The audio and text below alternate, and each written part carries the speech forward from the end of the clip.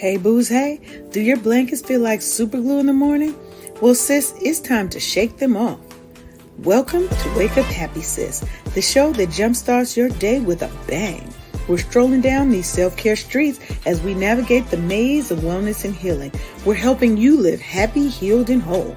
And we do it all with a hearty dose of belly laughs for good measure. Stay tuned and get ready to wake up happy, sis. All right. Good morning. Good morning. Hey, booze. Hey, it's your girl, Leanne Dulce, your Chief Self-Love Officer over here at Wake Up Happy Sis. And you're tuned into the Wake Up Happy Sis show. We're broadcasting live on KCCR Cityscape Radio, where we're changing the narrative for our people because we're always telling our story our way. And you'll already know we're unapologetic about what we do over here because that's just how it goes. Now, today's episode, I really feel is going to be a powerful one. It's about heart wide open, the courage to love after hurt. So, I know personally that healing from heartbreak can really feel like an uphill battle, like you're losing, trying to get up that hill.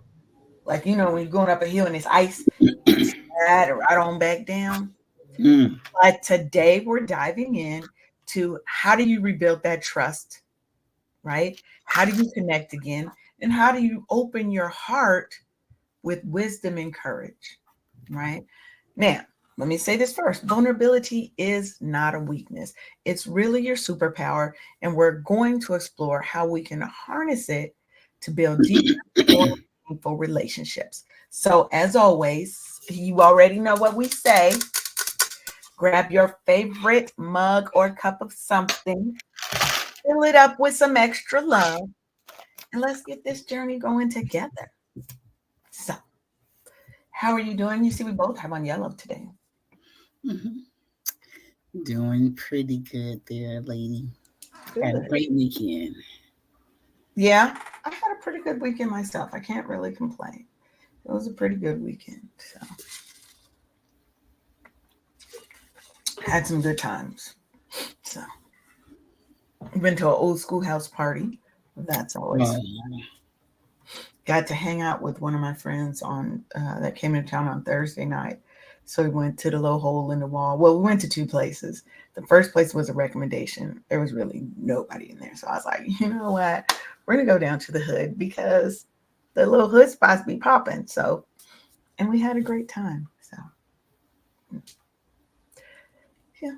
So. Well done. Well done. Yes. Were they playing all of the jams?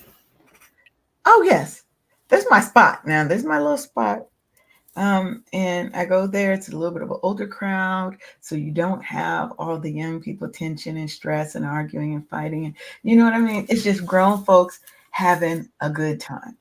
And then I went to a house party where the theme was Sophisticated Ratchet. Hence the little chain I got on, because you had to come in a ratchet outfit where you got it from like a beauty supply store, a gas station, Rain, but one of them, one of the more interesting places where you can get the swap meet, the flea market, stuff like that.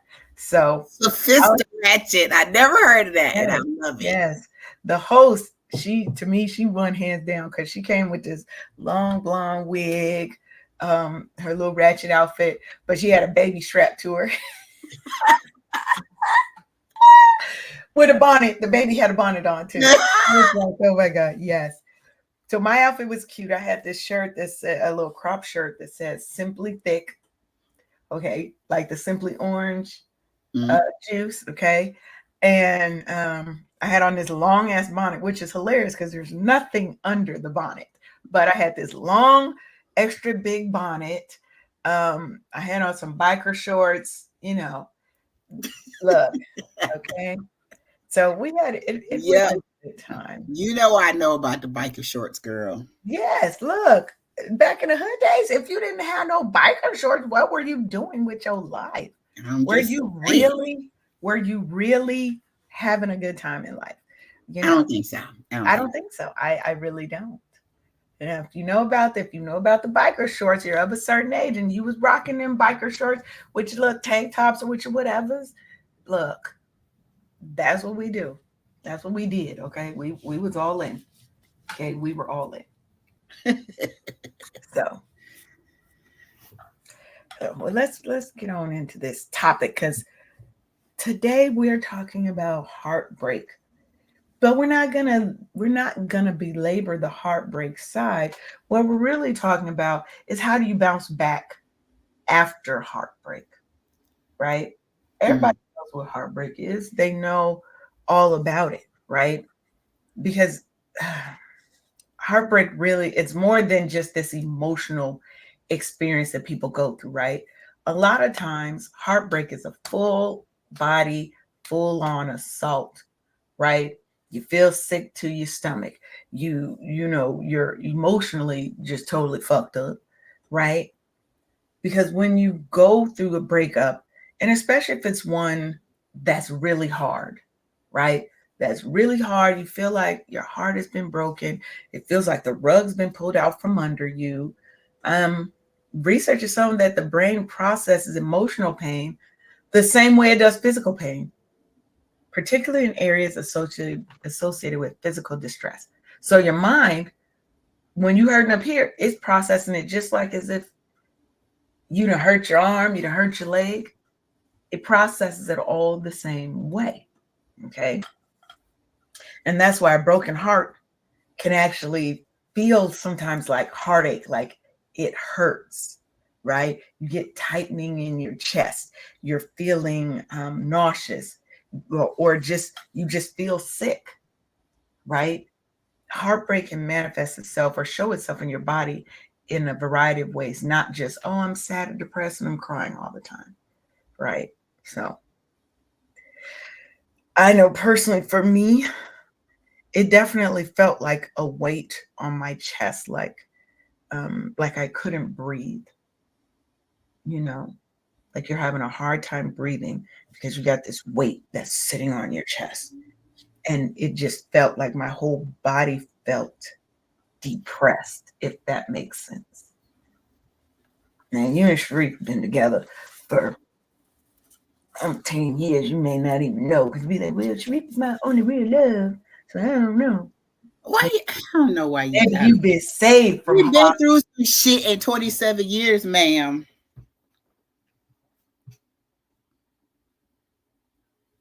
That's true.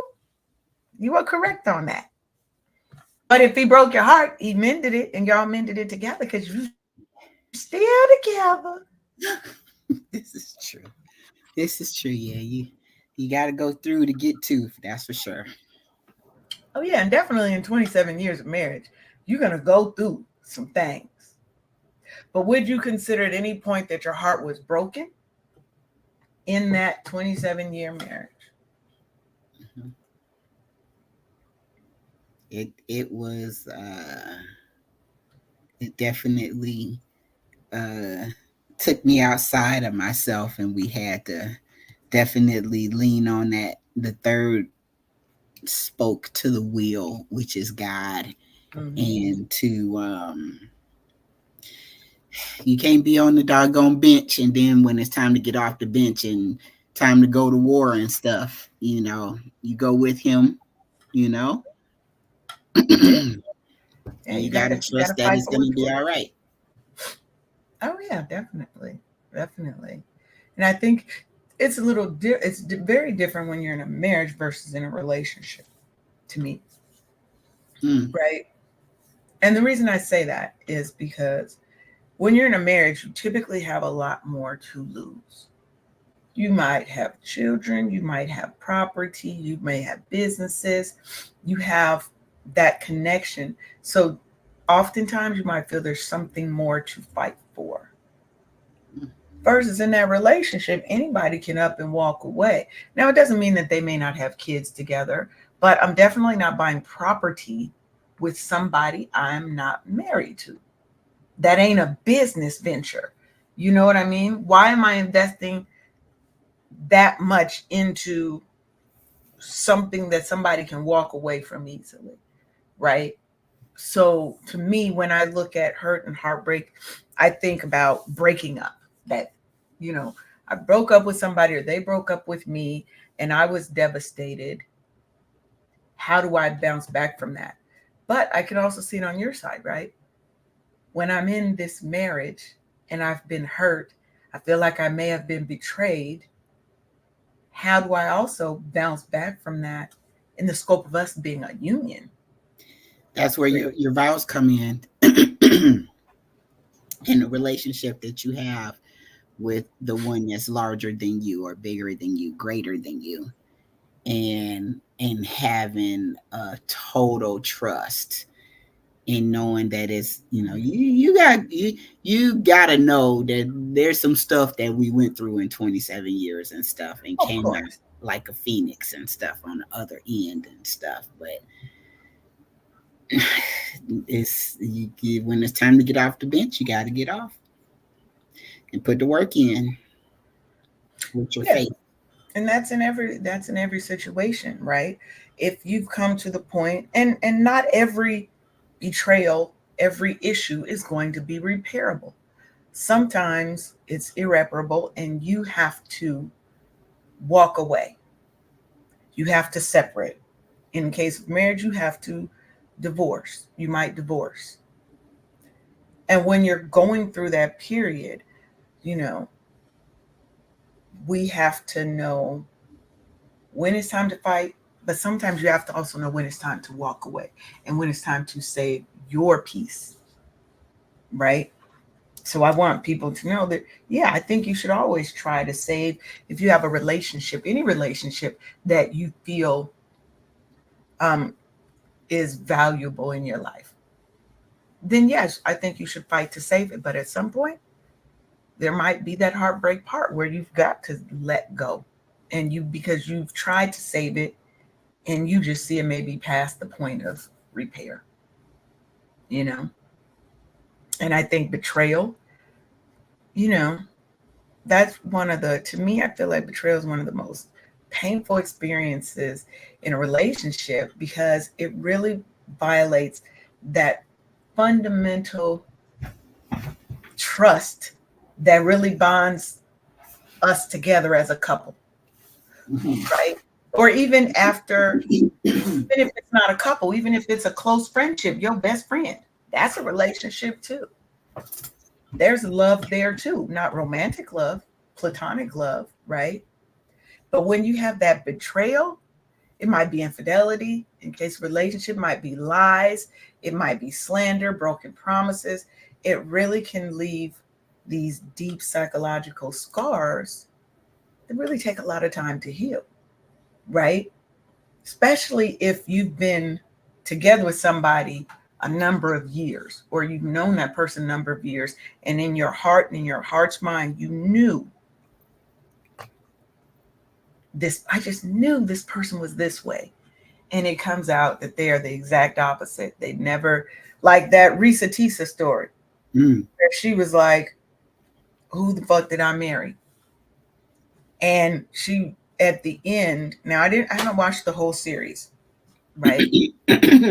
But what I watched, the end, she was like, in the end, it really hurt me when I realized not only did he not love me, this man didn't even like me. She was like, all the things that he did that were fake and false and all lies was intentionally meant to hurt me and to break me down.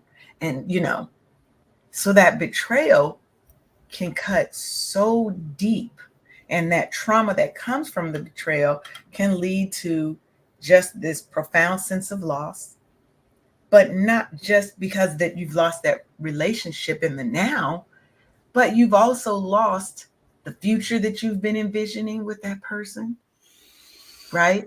We were going to build a life, we were going to, right? You're losing more than that. You might lose friends because all of your friends are shared. And a lot of times they're going to take a side, right?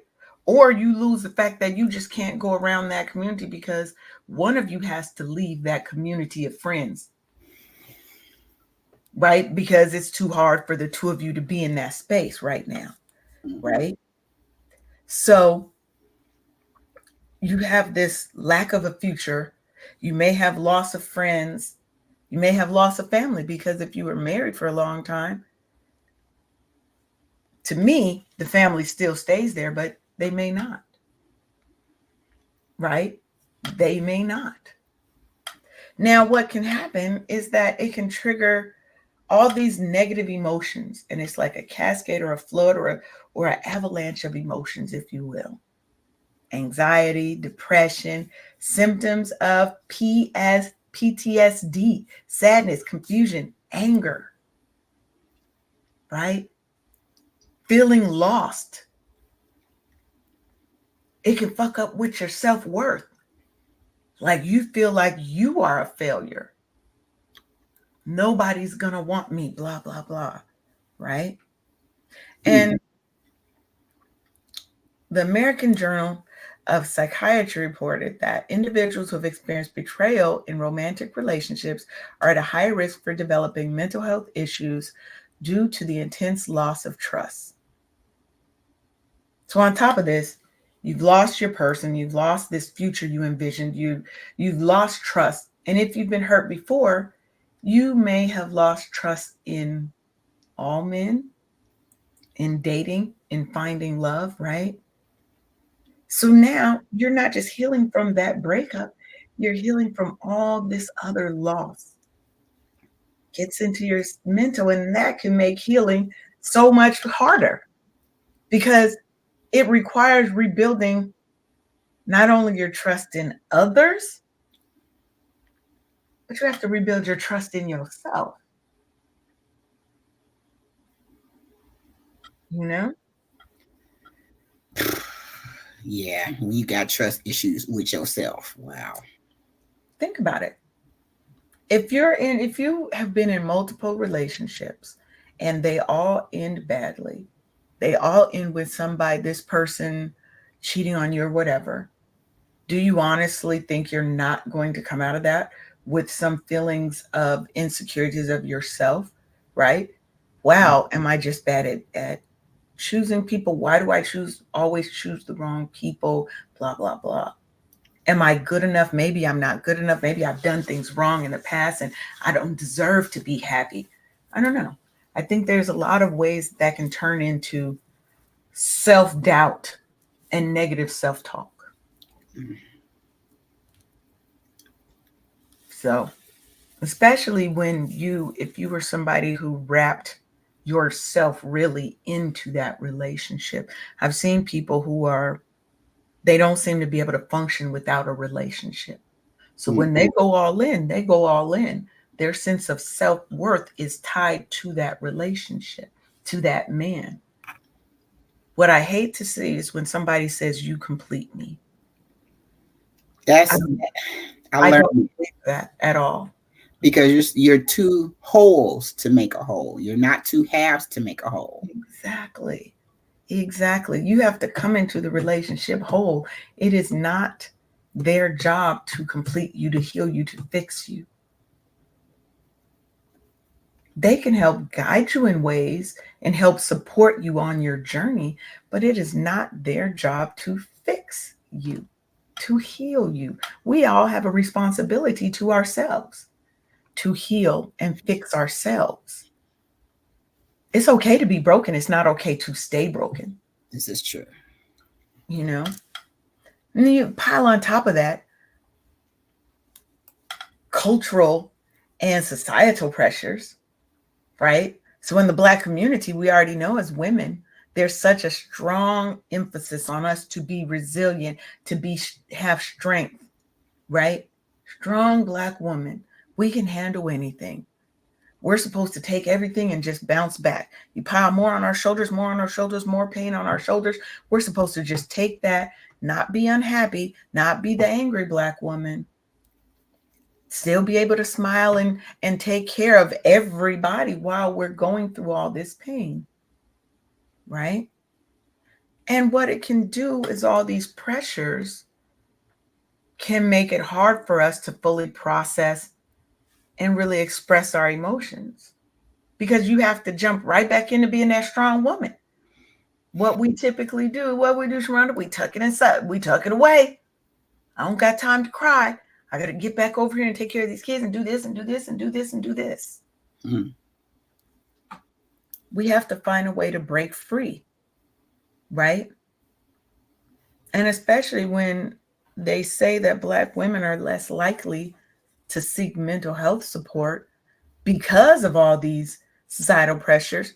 You know, back in the day, we were told what happens in our house stays in our house.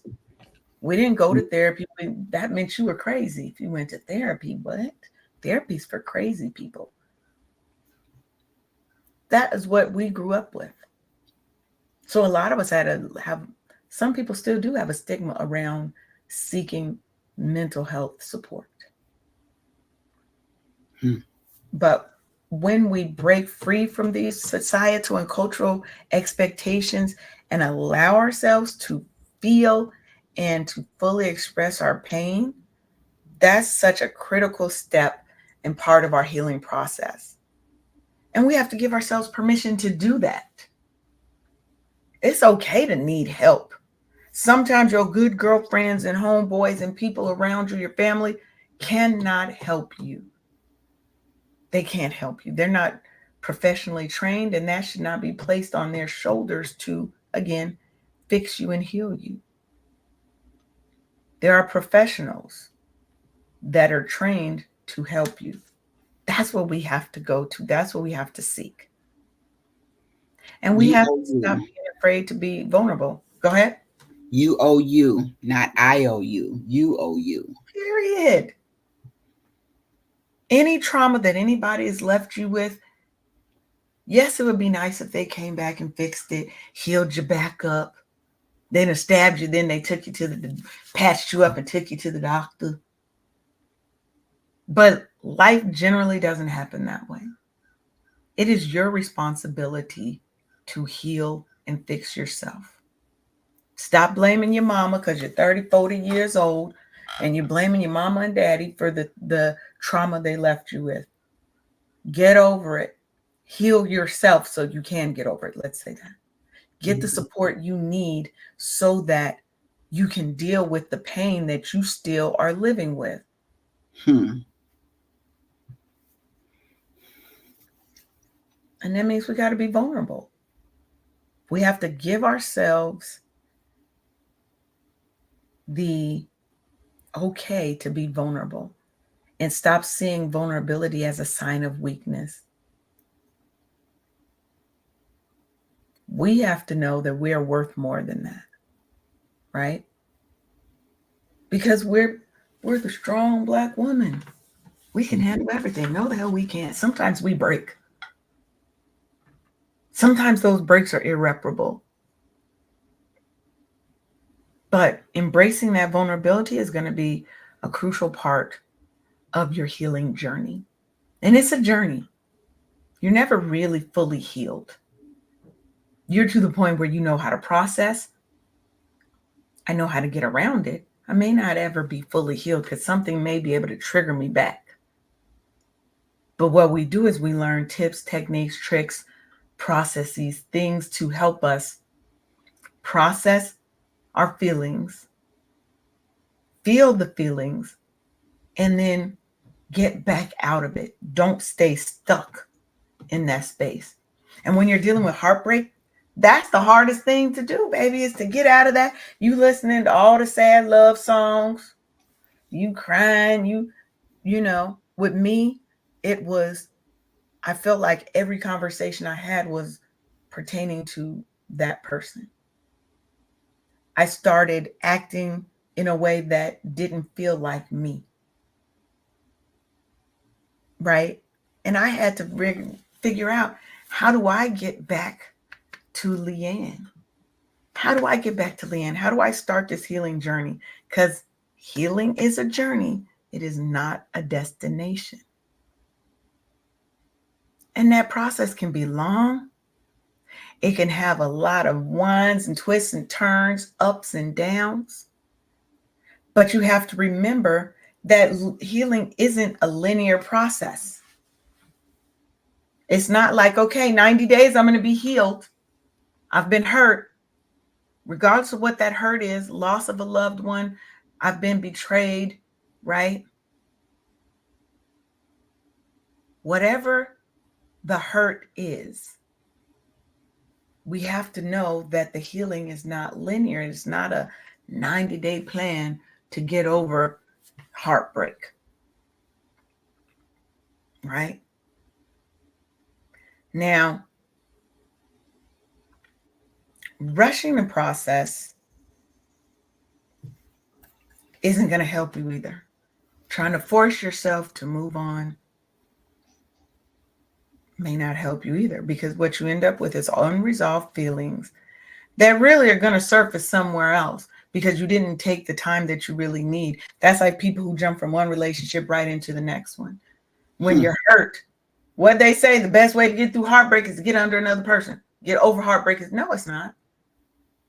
It's taking the time to heal, to actually go through and process, because everybody's journey is going to be unique. Sharonda's ain't going to be the same as mine, right? Because our experiences in life haven't been the same. So we have to know what our healing journey looks like. And we have to be patient and realize that it's okay to sit down. It's okay to sit down for a while and heal yourself. It's actually important, required, right? And when you see that healing is a journey and not just a destination, you're really giving yourself the space to grow and to transform at your own pace so that you can emerge stronger and more resilient and more open to love again. Because I know, after having countless heartbreaks myself in these 53 years, 40 something years, 40, let's say 35 years of dating, right? After so many heartbreaks, you just kind of become disillusioned with love. And you're like, I don't know if I have it in me to do this again. I got one more good relationship in me and then I'm done. One more. And if this next one don't work, I'm good. Well, I think in these 50, 40, 35 years that we've been at this thing, it's the learning not to take stuff out on the next person after that Yeah. person that Yeah. hurt you. Yes. It's the um, not feeling bad that you gave that person a try. Because you did everything that you're supposed to do and stuff. They weren't ready for you. It's not that. It's not the other way around. So you didn't do anything wrong. Don't feel bad or sorry that you gave that person a try, because that might be the only love that they ever find or experience in their whole entire life and stuff. Exactly. They may And then, not, you have to know, people come from different circumstances, different backgrounds. They may not know how to express and show love, mm-hmm. right? They may have come from a very broken situation where love to them was anchored in pain.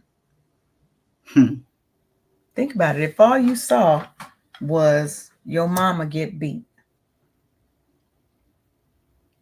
you saw him love on her, you saw him beat her, you get this warped sense of love that subconsciously you're going out and you're picking those same kind of men. Or you go the totally opposite way, right? But a lot of times, subconsciously, the men that are coming into your life are hurting you, and you're feeling like, well, he loves me. I just be making him mad. I got to learn how to. No, he doesn't love you because he's beating your ass every time you guys have an argument. That's not love, right? And when I think about, hey, I've had this heartbreak, right? I've had this painful breakup. Now, how do I start healing myself from that? My first thing is you have to really acknowledge your pain and allow yourself to grieve the loss of that person, the loss of that future you envision, the loss of that relationship, the temporary loss of love. Grieve those things, right? And be mindful about them. Don't judge your feelings, just feel the feelings. Cry, journal, speak with your good girlfriends that you really trust, right? It's not easy. But once you start to accept your feelings, to me, that was my first step in healing, right? And it's not linear. Some days are going to be easier than others, and some days are going to be hard as hell. Where all you want to do is pick up the phone and call that person. Something great happens in your life. If you've been together with that person a long time and you break up, first thing you want to do is call. Damn, I can't call them. It's not my person anymore. And that may be enough to trigger you back into those feelings of hurt, of depression, of anger, of whatever. Because it's not a linear thing. It's not like, okay, I passed mile marker 2. I ain't never going to hit mile marker 2 again. Right? So, how do we start rebuilding trust after that? So, we've been through the breakup. We've started to process our feelings, right? We're on our healing journey. Now, how do I rebuild trust? Trusting myself more and not putting that in the other person. For me, it was after a hard breakup, I became destructive and insensitive, and it was all about me and my needs and stuff. I couldn't be bothered with thinking about somebody else's needs, and that was after doing that for so long. If I was concerned about that dude and he was concerned about himself, who was concerned about me? Mm-hmm. Mm-hmm. That's real. And I agree with you. It does have to start with trusting yourself, right? And that might sound so simple. And people think, but I do. But after you've experienced that betrayal, that heartbreak, whatever, it can really be challenging for you to believe in your own judgment. You'd be like, especially if it was somebody who was physical with you, or you really felt like it was a terrible betrayal or something that caused your breakup. Because you're going to start questioning yourself because you're like, I picked this person. Something must be wrong with me. But you can't hold yourself responsible for somebody else's actions, though. Agree, but you're still. But in this one, you are blaming yourself for your actions of picking the. How did I not see that he was a psycho? Right? How did I not see beforehand? Like you're supposed to have some into, like you got the magic 8 ball, or you could see into the future. People come with their representative. That's the first person they give you, is their representative a lot of times. Right? So you have to make sure, because you're wondering, how did I miss all these signs? Right? But what you have to do is learn how to trust yourself again. It's not your fault. They acted that way, they did those things, right? You have to rebuild that confidence in your ability to make sound decisions and to protect yourself from future hurt as much as possible. Because honestly, there's nothing you're going to do. Hurt is going to come at some point in your life. It's going to come. But you can try to insulate yourself from that while not closing yourself off. Don't insulate yourself by building that wall up. And that's what we typically do. Like Sharonda said, her wall was, it's all about me. It's all about me. I don't care about what you got to say, how you feel. It's my way or the highway. Right? Yep. Couldn't be bothered, and incidentally, that's what drew men to me. Like, don't be trying to catch feelings and stuff. Like, that's not what I'm here for. Like straight Baby, gangster. I did not care, girl. when Didn't. I tell you, I agree with that. I had the most men coming at me when I was on that same energy. That's when I didn't give a crap about their feelings and nothing.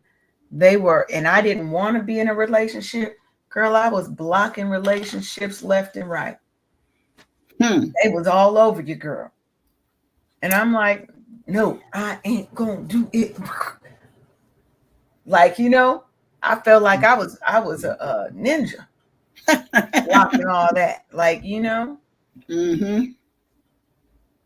Now, a study that was published in the Journal of Personality and Social Psychology found that individuals who focus on rebuilding self trust, trusting themselves post breakup, are more likely to enter healthier, more fulfilling relationships in the future.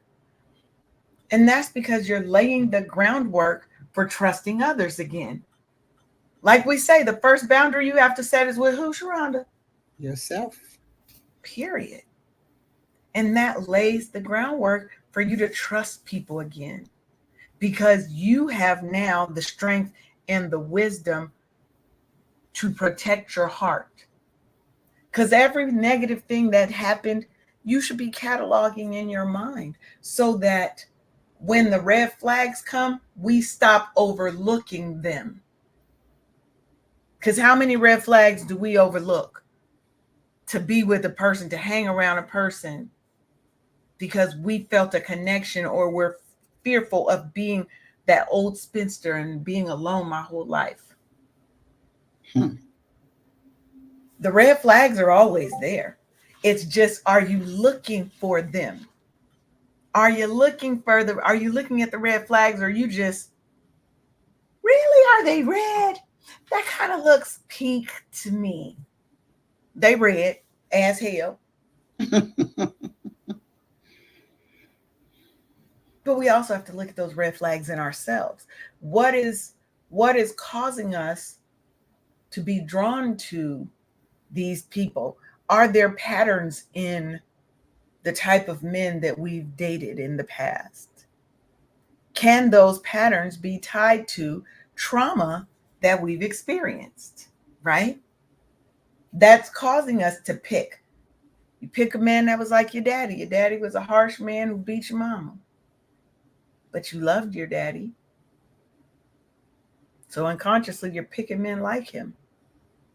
Or you've never had a father, you don't know what love is. So any man who shows you a little bit of attention, you're all in, head over heels for him. Hmm. You overlook every red flag because you so want to be loved and accepted and cared for by this person. And especially if he's narcissistic, he knows how to talk to you about your pain. They do an excellent job of finding out who you are, who hurt you, who all of that, so they can be your savior and get inside your mind. That's diabolical. It is. It is. Now, when we're rebuilding trust, okay, you have to really understand those signs of betrayal from your past experiences. Like I said, that little mental Rolodex we're creating, you have to learn from those things. You have to start recognizing the patterns and the red flags, baby. That's the first thing.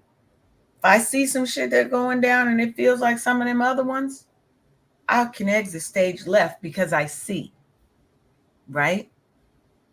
You also have to understand the part you may have played in feeding into some of that stuff. We have to analyze our actions because that's the only thing we have control over. Doesn't mean you did anything wrong, but we can always improve how we respond to things, right? And then communication, because the foundation of any healthy relationship is communication, because communication is the tool that's going to build that healthy relationship. If you've ever dated a guy who every time you tried to tell him about your feelings, he went off, he started an argument, storm out, he gone for 2 days, doing God knows what with God knows who, right? Mm. Trying to pick a fight so and have Sometimes, to deal yeah, with the feelings and stuff. yeah. And after you've dealt with heartbreak and pain, it can be so hard to open up to new people Mm. because you can't trust them with your heart. You're scared to trust anybody else with your heart. But you've got to find a way to get to that level with that person where you feel safe to share. And that's a part of your healing journey. We're not just sitting here anymore, um, not dealing with our emotions and not being able to speak to our loved ones about how we feel, how their actions impact us. Because a lot of times we play the background. We're hurt, we're in pain because of something they did, but we're so scared of losing that person that we let them do it. We let them hurt us. We help them hurt us, in fact, Mm. because we're not communicating. This is hurting me. When you do this, this is how it makes me feel. Now, according to Dr. John Gottman, he's a leading researcher in relationship stability. Couples who engage in regular open communication about their feelings and concerns are more likely to build lasting trust. Right? Now, you have to be open and honest, but that doesn't mean be naggy, be picky, right? Like I was having a discussion with somebody, and it kind of almost started turning into an argument. And he said, "You know what? I apologize because I don't want to argue. I don't want the bad energy." Right? And in my mind I was like, "But I need to say this thing. I need to say this thing." Sometimes we do need to say it, but sometimes we don't. And we have to be have that spirit of discernment to know when to speak up and when to shut up. Everything doesn't have to be expressed. Everything doesn't have to be said. Some things are meant for you to reflect on, not react on. And let me say that again. Some things are for you to reflect on, not react on. Right? And you can gradually step into things. You don't have to go and have the whole 5-hour conversation today. You can work through things, right? Because gradually you can build back or build up a foundation of trust when where you have consistent, honest dialogue. But that's not day one of your new relationship. You have to build up trust. You have to build up knowing each other, feeling safe and comfortable in that space with each other so that you can have those open and honest conversations. But that can also be something you talk about early on before you guys build a relationship. Is that what I've seen with couples who are successful and they've been married a long time, and you can probably verify this because you too have been married a long time, over a quarter of a century. Ain't that crazy? Is that having agreements on how you will resolve conflict, right? There was one couple I loved how they said, well, we're not going to argue. We're not going to raise our voices at one another. We're going to, and they have what they call um, free communication or something like that, where you can say whatever is on your mind, whatever is on your heart. and I can't get mad about it. I have to listen, not listen to respond. And then we can have an open discussion about it. I love that because it allows me to express my feelings without feeling like that person's going to blow up at me or they're going to be upset or whatever. But that also means you have to check how you engage with that person because sometimes it's not what you say, it's how you said it. That part. Really think before when you say, "Hey, Shronda, I would like to talk to you about something that happened." Don't come with your frustration, with your anger, and with your pain.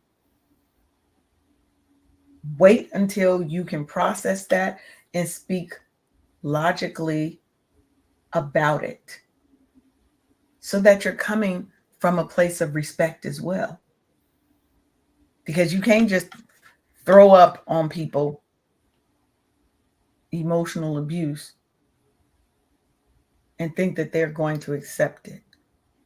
Hmm. There's always a way that you can say it. And start setting some healthy boundaries. Healthy boundaries can help you build trust because one, you're aware of your do's and don'ts, will and won'ts. You've successfully communicated that to your partner, to your friends, to your family, whomever you need to build that boundary with. And you now can operate from a better place of respect and trust because I've clearly told you my non negotiables. We can work on everything else, but if it comes to these three things right here, these are three things that I can never compromise on. And you have to know what those things are for you. Now, hopefully you don't got a laundry list of 57 things and nobody can ever do anything wrong or you're out. Again, if the relationship is valuable to you, you'll work, you'll work, you'll work for it. Absolutely. You can't get to 27 years of marriage if you don't know how to deal with conflict. Come on. So what would be your advice for helping somebody rebuild trust because they're looking for longevity? They're looking to have the kind of longevity that you and Arif have. Put somebody else's needs before yours. Mm, Be in a competition of pleasing each other. I like that. I like that. Because if I'm focusing on making him happy and he focused on making me happy, I love that. Absolutely. But you have to step outside of yourself first. We have to get over ego because our ego can sabotage trust, relationships, and all that. Absolutely. So you have to trust in yourself that you've picked a mate who wants, the best for you, just like you want for them. And people will clearly show you because if in my relationships, and we've talked about this before, if I feel like I'm the only one reaching out, I'm the only one communicating, I'm the only one trying to work on building something, then why am I here with you? Hmm. Because if you don't want to be here, don't. But relationships take effort, they take intention, they take consistency, they take work. Whether it's a platonic relationship, a romantic relationship, it still takes work. And if you're not willing to match my effort, then this is not the relationship for me.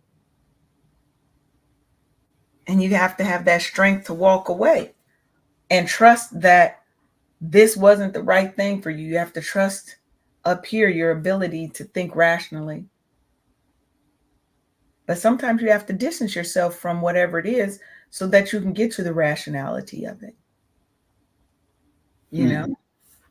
sometimes you got to put a little distance. Maybe you need to take a break.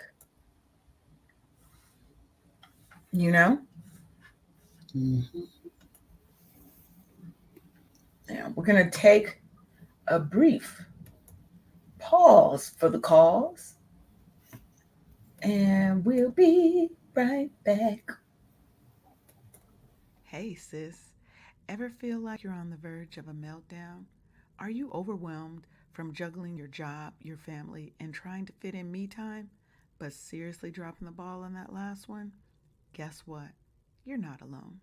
Introducing the Burnout Recovery Kit. It's your 14-day lifeline to go from burnt out to lit up. Get ready to reclaim your joy, energy, and that I got this attitude. Grab your free ebook, a purpose driven workbook, daily email prompts, as well as SMS boosters and Q&A sessions. It's like a spa day for your soul, and guess what? It's totally free. Don't waste another minute feeling drained.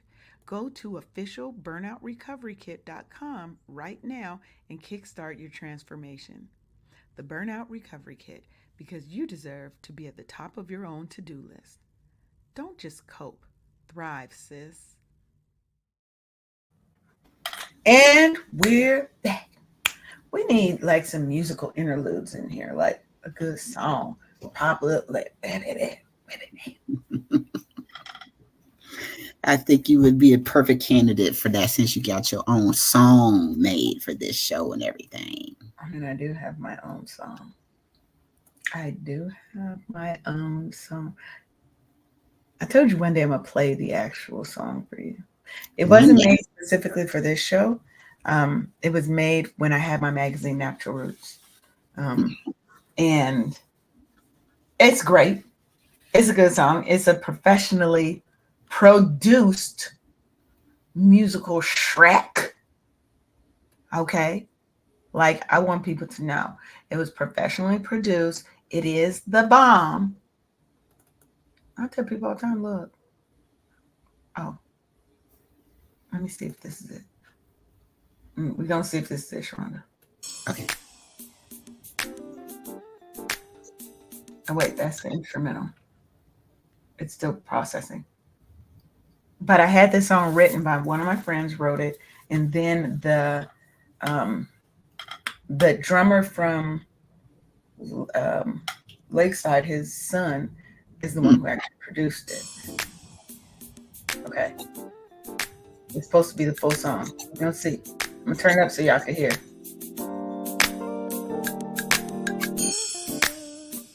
Like that melody is just smooth as shit. Like, make you want to dance.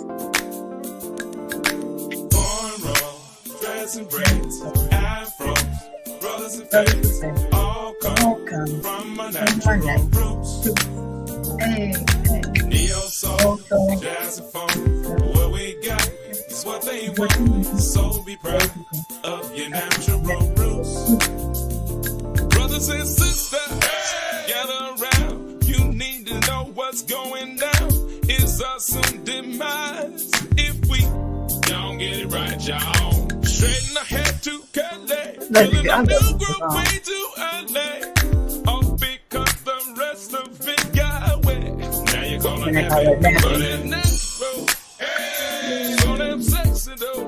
Right. That is actually the best hair that you can have. Yeah. Whoa. Good and strong.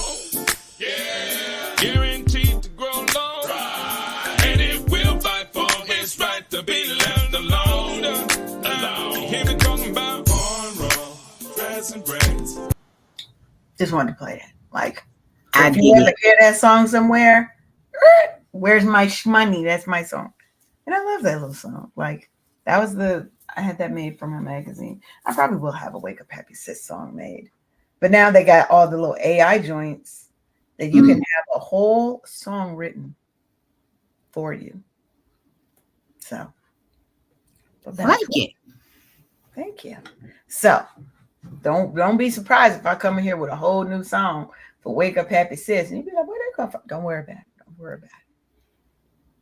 Now, in our last couple of minutes, because we only got about 5 minutes left, y'all, I really just want to talk through what are some strategies for loving again with wisdom and courage, right? Now, I'm going to say one and then I'm going to let you say one, okay? So, my first thing, we talked about it before. We have to start learning from our past experiences, right? Because every relationship, no matter how great it was or how painful it was, really is going to offer you some lessons that can guide you in your future relationships. We can learn something from every experience, good or bad, that we've had. And we have to look past the pain and try to look for the message in that. Now, it's not saying, I am not telling you to bring the baggage into the new relationship. That is 100% not what I'm telling you. What I'm telling you is use the experiences as a guide to help you navigate new connections. When you see those red flags, baby, listen to them. Listen to them. Look for the green flags in people, right? But don't let the past experiences keep happening again and again and again because that's a lesson you haven't learned and you're going to keep repeating it until you learn the lesson. We've talked, Sharonda talked about that before on one of our shows. If you don't learn the lesson now, you're going to keep on, keeping on, learning the lesson over and over in different people. It's going to be the same lesson, different face until you've mastered that thing and got past it. So, my first tip is learn from your past experiences. My tip would be show yourself grace after a heartache because sometimes it's not your fault. Sometimes it is your fault, but you still need to forgive yourself to be able to move on because Mm-hmm. you are going to be the commonality with all of these different relationships. And if you don't do at least the part about fixing yourself, you're going to keep on learning that same lesson over and over again. That's Different right. people, like you said. That's right. Now, I think for my next one is we have to start balancing openness with caution, right? Because it's natural after you've gone through some kind of a hurt that you really want to protect yourself from future pain. That is a regular response that we have. That's normal, right? But loving with wisdom means that we have to find a balance between openness and caution.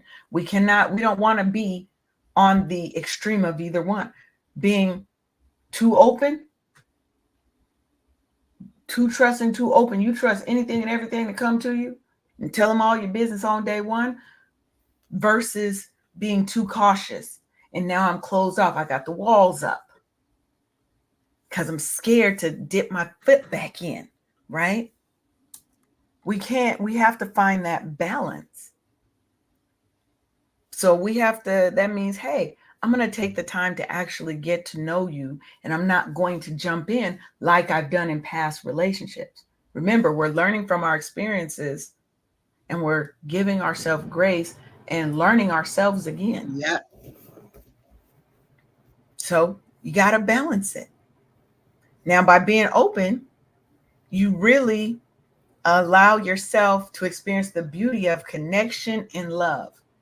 But you can't just be all open all the time. Don't go into a relationship and on the first date, you've told them every single thing. A lot of times, when people ask me what kind of man I'm looking for now, like, I'm not going to tell you all the things because now I've just given you the recipe to act and send your representative to be that man. Mm. I give the most general things, you know, give the most general level because he has to prove and show that he is that man. It's not going to come with him from a guided book that I just gave him, because I'm not going to be that open. That's where I've got a little bit of caution, because now I don't give away every secret, everything. Because you want to see how people are in their natural kind of environment. How do they naturally act? Are they naturally loving? But if I've told you I need him to be loving, caring, I need him to da da da da da da, I'm just looking for the good, for a good man that I can build and grow with, and I'll know him when I meet him, because he's going to show me through his actions, not just his words. Okay, last one, and then we're going to close out. Give it to God. That's always a good one. You got to You give can't it trust your own judgment. Give it to God. and ask him to send you signs. I've asked. I've look. Me and God have had many conversations, and I've asked to be delivered from the pain. I've asked her to have a discerning spirit so that I can see the man that He has sent for me. Right? Get look, God. I need you to give me a sign that it's clearly a sign. Right? He will. I agree with that. So I want y'all to remember. Oh, well, I'm going to let you get your final word in first. Do you have a final word for the people? Nope. Just trust God with yourself and your life, and you'll be okay. Yes. All right. So today we really took a deep dive into the journey of healing after heartbreak, and really talking about being vulnerable and learning how to love again with wisdom and courage. We gave you little tips, a couple little techniques, things that you can do. These are things that you can implement now. But I want you to remember that opening your heart after it's been broken is one of the bravest things that you can do. It takes incredible strength to love again and to believe that you deserve a love that honors all that you are, right? It's okay to grieve the loss of that love, but don't let the grieving go to the point where you've closed off yourself and you're not even open to the love that God is going to send to you. Because what I was told, that whatever He takes from you, He's going to give back to you twofold. He's going to double it back in your favor, and you're good. That don't mean you get two men. It might. I mean, I don't know. I don't know. But we have to know that, right? That vulnerability is not a weakness. It is your superpower. It's what's going to help make you strong, resilient, and capable of deep, authentic communication connections. Now, as we move forward, I really want you to carry this with you, okay? And say it to yourself, that you are worthy of a love that sees you, values you, and cherishes you. And don't settle for anything less. Keep your heart open, but still be cautious. Now, don't keep it extra open. Keep it open and trust that what is meant for you is going to find its way to you. And don't give up on love. So until next time, keep shining, keep loving, and keep showing up as the powerful, beautiful soul that you are. You've been tuned in to the Wake Up Happy Sis show on KCCR Cityscape Radio, and we will see you on Thursday. Bye-bye. Thank you for tuning in for another episode of Wake Up Happy Sis